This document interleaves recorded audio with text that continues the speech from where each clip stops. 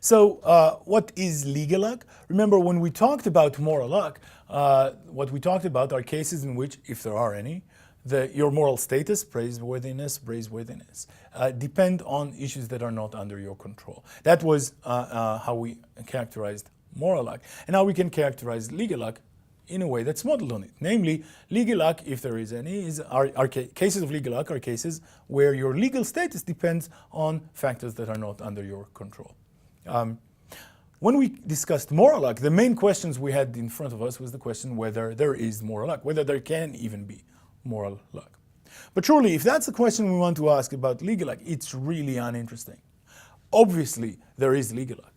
That's just a question of legal fact, and it's a fairly basic and common one. There are many, many cases, many ways in which your legal status does depend on factors that are not under your control. So I have here a few examples. So clearly, the distinction between full offenses and attempted, which we'll get back to shortly, are cases of this kind. But much more generally, whenever the law takes into account causation requirements, it relies on factors that do not lie exclusively under the control of the relevant agent. And the law also takes into account, really, as if it's a non-issue most of the time, circumstantial moral luck and constitutive luck, right? So the law punishes you, the criminal law punishes you for what you do or fail to do, not for what you would have done had the circumstances been different. Sometimes the law, it seems very clear, feels a mild discomfort for these things. Sometimes does not. But anyway, clearly, if the question is there legal luck? The answer is a quick and uninteresting yes. The interesting question in the vicinity here is different. It's normative. The interesting question here is, should there be legal luck? Should your legal status be at least somewhat sensitive to factors that are not under your control? And it's quite plausible that the answer is going to be a complicated one. So it's not going to be a yes, there should be, or no, there shouldn't be, but rather maybe there should be legal luck of some cases in some circumstances and not of other cases and in other circumstances. Remember the distinction between moral luck and plain luck that may have moral significance? Well, we can draw a similar distinction here between legal luck and cases of plain luck that may have legal implications. And so our discussion is not about the latter, it's about legal luck. So for instance, which judge you get is, in most systems, for most of us, not a factor that's under your control. And yet, it may have strong influence on your legal status later on. But this is not a case of legal luck in the sense we're interested in. This is the case in which what happens is that the law responds to some kind of external luck. The fact that people are different, including judges, that's just background circumstances that the law has to somehow deal with. Perhaps it should try to fight its implications by introducing sentencing guidelines or things of the kind. That's a possibility. But it's not legal luck, it's something else. The cases we're interested in, for instance, if there's differential punishment for murder and attempted murder, these are cases in which the law itself introduces lucky factors into what determines your legal status. These are the factors that these are the cases of legal luck that we are interested in. Okay, then we have all this philosophical discussion of moral luck. What's the relation between that discussion and the discussion of legal luck? One natural suggestion is that the relation is the simple, straightforward one. Namely, legal luck is justified if and only if moral luck exists. So for instance, if it's the case that the murderer is more morally blameworthy than the attempted murderer, then they should be punished more seriously by way of criminal punishment. So that's a very natural suggestion to have. It sort of suggests itself because it's so simple. It's there for the taking, but it's still way too quick. And it's too quick because of a reason that we've already discussed, namely the distinction between moral blameworthiness and the appropriate response. When we talk about the law, we talk about appropriate responses. And it's possible that the considerations that regulate the appropriate responses, including the appropriate legal responses, are not limited to merely the considerations of moral blameworthiness. Even if moral blameworthiness is relevant, it's quite possible that other considerations are also relevant. The relation between moral luck and legal luck in a special domain, in a specific set of circumstances, is always a matter of substantive discussion. You need to know more about the criminal law, or about tort law, or about what you want to achieve with the specific legal arrangements, and what the normatively relevant considerations are for it, in order to know what the relation is between moral luck and legal luck in that domain or in that context. What you need in other terms is what we sometimes call bridge principles. These are principles that bridge the gap between morality and law. And we'll see an example of a central case in a second.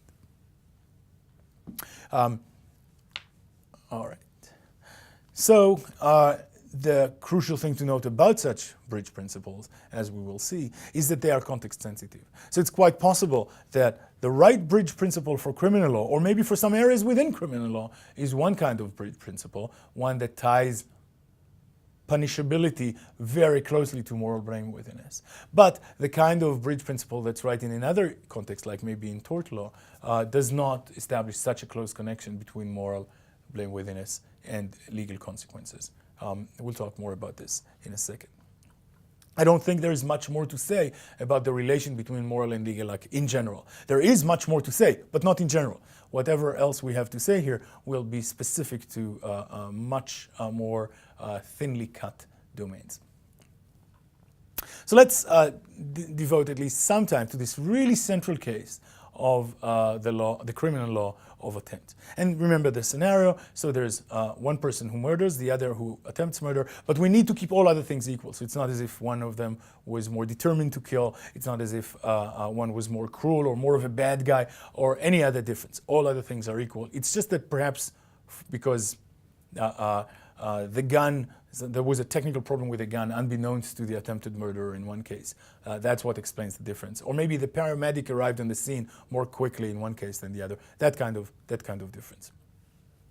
Now that case, the question whether criminal law should treat the murderer and the attempted murderer differentially, that question is a central case of philosophical and legal discussions of moral and legal law. But you should remember that it's only a central case. It's just one example, and there are many, many others. Still, we're going to discuss it because it is a central case, as Joel Feinberg, I believe, said, and that's Feinberg right there, that it's such a central case that it's a question that every bona fide philosopher of law tries his hand at least once at. So this is now your go. It seems like when we discuss the question of the criminal law of attempt, the discussion of moral luck is clearly relevant. The question whether the attempted murder and the murderer are equally morally blameworthy seems directly relevant to the question whether we should punish them equally or not. But once again, seems relevant does not establish relevance. Once again, what we need is a substantive bridge principle, and nothing here is obvious.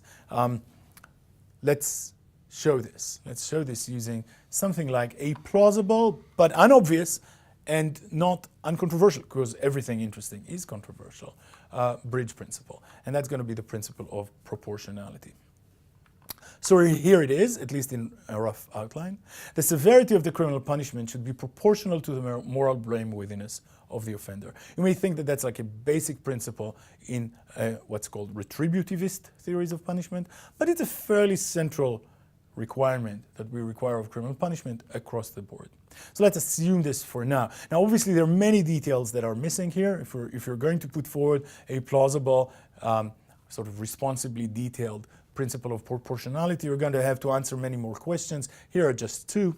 You may think, for instance, that proportionality does not really require a specific criminal punishment, nor does it require kind of a range of punishments that are roughly proportional to moral blameworthiness, but merely sets an upper bound. So that really the only relevant considerations is that criminals have a right to never be punished more seriously than is proportional to their degree of moral blameworthiness. It's okay if you want to punish them less for whatever reason, but not more. That's one possible way to go on a version of a proportionality principle. Here's another question you need to answer. Do we think of the proportionality requirement as establishing an all things considered duty? Namely, that's it. When you consider all of the morally relevant considerations, you should always settle on a punishment that's proportional to the crime or to the blameworthiness for the crime. Or do we think of the proportionality requirement as merely a pro tanto requirement, namely establishing one relevant moral considerations, possibly outweighed by others, or possibly alongside others? This is going to be a crucial question if you want to put forward a proportionality requirement. It's also going to be relevant in a couple of minutes for us. We're not going to get into more details with regard to the proportionality requirement, though. Well, how does something like the proportionality requirement influence the law of attempts? Here's a natural argument to put forward.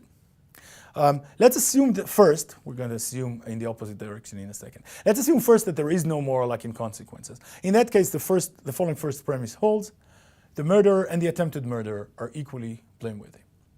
Plug in the principle of proportionality, namely that people, or one implication of which is that people who are equally blameworthy should be punished equally, and you immediately get that what we want is the same criminal punishment for murder and for attempted murder.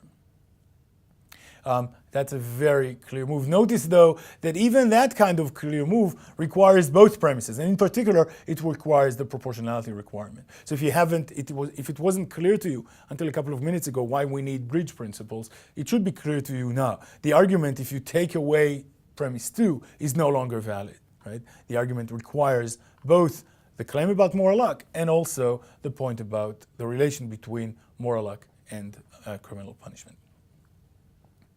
Of course, you could take a similar argument in the opposite direction. For instance, you may think that the murderer is more blameworthy than the attempted murderer. Namely, that you may assume that there is moral lack in consequences, at least in these cases. Then you may plug in a principle of proportionality, and you may justify the conclusion that the murderer should be punished more severely. So here's one really natural way in which the moral luck discussion is relevant to discussions within legal theory, namely if you already adopt something like a proportionality bridge principle. If the proportionality requirement, or a strong version thereof, is true, then the moral luck debate sort of has influences immediately and almost exclusively to the discussion of the criminal law of attempts. But assume for a second that the proportionality requirement is either false or at least limited, so that it's just about pro tanto justification. Other considerations may still be relevant and may be also defeated. In that case, we should talk about other considerations and whether they affect the purported distinction between the right criminal punishment for murder and for attempted murder, or more generally, for full offenses or for attempts. So now we can assume that there is no moral luck. Assume that in terms of blameworthiness alone, the murderer and the attempted murderer are alike. And so in terms of proportionality, they're also alike. But we want to check whether there are any other considerations counting in favor of punishing the murderer more. And that's important because at least the traditional way of the common law did include a much harsher punishment for full offenses than for attempts. Maybe at the end of the day, we want to reject that. But that's going to need some serious convincing. Let's see then. Are there any other considerations that count in favor of a distinction between the punishment for attempts and for full offenses? So people often mention something about deterrence, but actually it's not at all easy to fill in the details here. It's not easy because ex ante, before they actually perform the action, before they actually perform the crime, it seems like you deter someone equally by putting a high price on attempts and on full offenses. In fact, when they embark on the project, they don't really distinguish. They take it into account that they're going to succeed, or that's anyway a plausible view of it. So, but more sophisticated discussions of deterrence too, in economic analysis of criminal law, also show that it's not clear that there is anything here by way of a good reason to punish full offenses more seriously than attempts. Here's a consideration that I like. It does seem to count in favor of at least some difference. So suppose someone tries to kill someone else, misses, and now consider whether to shoot again. Of course, from a social perspective, we want to give them a strong incentive to desist, not to shoot again, not to commit another attempt. But if the punishment for murder and for attempt murder are the same, then they don't have such an incentive, because they have already committed attempted murder, and attempted murder carries the same punishment. In that case, they can sort of shoot another bullet for free. In fact, they may have a strong incentive to do so because typically they'll take at least one witness out of the equation. So that does seem like, at least in some cases, give you some reason to punish for attempted murder less. Namely, you want to give criminals a motive to desist. But I don't think we should take that kind of considerations more seriously than it can be taken, namely for a very small, restricted subset of cases. And in fact, for those cases, we may be able to give the right incentive in other means too, by other doctrines of the criminal law or of the law of evidence. You may think that if they stop after the first bullet, we're going to infer that they weren't as serious about it to begin with, or give them some other way of a reduced sentence. So this, I think, does go some way towards justifying a distinction between punishment on attempts and on full offenses. Not that much, though. You can find in the literature more interesting kind of sophisticated, largely deterrence but not quite deterrence arguments. So I just want to mention them real quickly here, and then you can read more about them if you want. So it turns out that there are interesting implications to the incentives not just on criminals, but also to the incentives of potential crimes victims to your policy of punishing attempts. And there's one line of thought in the literature that shows how, at least given some plausible empirical background assumptions, if you insist on punishing for attempts less than you do for full offenses, you give more efficient incentives to potential crimes victims. So that's one line. The other is by David Lewis, one of my favorite philosophers of all time. That's his picture over there, which in a very well-known, really clever paper called something like the Punishment That Leaves Something to Chance, argues that there is no moral difference between the murderer and the attempted murderer, but still you can think of the differential punishment that the common law has always administered in these cases as a kind of randomizing device. It's really a kind of lottery with regard to whom you're going to punish more and whom you're going to punish less. And there are some good reasons and not very strong reasons against going for this kind of punishment lottery. So there are these kinds of considerations as well. There may be others, and there are more in the literature. It's not clear that many of them actually can resist criticism. Okay, so this was the central case of the law of attempts and the question whether we should punish differentially for an attempt and for a full offense. But there are many, many other cases. This is just a central case. There are many other cases in the criminal law. For instance, any offense at all that includes something about consequences already incorporates something about luck. So it's already so the questions of legal luck and of moral luck are already relevant. This is very clear in cases of criminal negligence, but not just in offenses of criminal negligence. Consequences, a causation requirement more generally, is extremely central to many cases in criminal law. And there may be other cases that are not as straightforward, but still. So for instance, as a part of the, I guess in the last few decades, the victims' rights movement in the criminal law, judges, sometimes juries, I think more often judges, often have in front of them statements detailing the effect on the victims or on the victims' families of the crime. But that, of course, gives even more weight to consequences, most of which lie outside the offender's control. So that's a way of actually increasing the effect of legal luck. And if you believe that there is no moral luck, and if you believe that there, to an extent, shouldn't be legal luck in criminal law either, perhaps because of a proportionality requirement, then you should rethink at least these aspects of the victims' rights movement. Of course, when it comes to circumstantial and constitutive moral luck, criminal law is just full of it all the time. Once again, the law punishes for what people do, not for what they would have done had the circumstances been different. And in those cases, the law doesn't even feel any discomfort about doing that, perhaps unlike cases of murder and attempted murder. Okay, so these are cases in criminal law. But there's legal luck everywhere else as well. Clearly, there's legal luck in the case of torts. In fact, when it comes to the case of torts, everything we just said about criminal law is probably true as well, because of the similarities or many similarities between tort law and criminal law. Certainly, causation is every bit as central in tort law as it is in criminal law. Notice, though, that it's not clear that the same bridge principles apply. So we may think that a proportionality requirement is extremely plausible when it comes to criminal law, but doesn't seem that good an idea when it comes to tort law. If so, the relation between moral luck and legal luck is going to be much more direct, much more immediate in the case of criminal law than it is in the case of tort law. There are also other sources of luck in torts. For instance, who your tortfeasor is not under your control, at least in most cases, and that of course seriously affects their ability to pay, and so how much by way of money you will actually get at the end of a long tort procedure. Although this may be thought of not as a case of legal luck, but a case of plain luck that has legal implications. As I already mentioned, the discussion from criminal law seems relevant, but doesn't apply directly because of the possible different bridge principles, and in particular, differential plausibility for the proportionality requirement. So these are the two cases that people discuss in the literature of legal luck, crim law and tort law. But as you can find out for yourself, cases in which your legal status may depend on things that lie outside your control are everywhere, and they may be problematic everywhere too, although whether they are will depend on the plausibility of the specific versions of the bridge principles.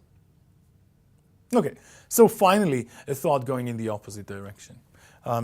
So far, what we've been doing is discussing the philosophical question of moral luck and checking whether it has any implications to discussions of the desirability of legal luck. But perhaps we can proceed in the opposite direction as well. So consider the following argument then. Start with the same proportionality requirement that we've been discussing so far, but now plug in the following as a premise, which does seem intuitively plausible to many of us, not to all of us though. The murderer should be punished more seriously than the attempted murder. Well, if the proportionality requirement is true and the murderer should be punished more seriously than the attempted murderer, what follows is that the murderer is more blameworthy, namely that there is moral luck. So to the extent that you're really confident in something like premise 2, perhaps you can argue from plausible claims about the law to interesting conclusions about morality. I'm not sure how plausible this is. Maybe this is because I'm not sure that premise 2 is as plausible as I just made it sound. Or perhaps somewhat less directly, but perhaps somewhat more deeply and maybe more interestingly. Perhaps we can offer a debunking explanation of some of the pro-moral luck intuitions as really confused intuitions about the law or about other appropriate kinds of social responses, but not directly about moral blameworthiness. If that's what we say, then it's possible that their role as evidence for moral luck, rather than for other things in the vicinity, is seriously diminished, maybe even debunked entirely. Obviously, the moral discussion, the discussion within moral philosophy of moral luck doesn't need to have any legal implications in order to be interesting. It's interesting enough as it is.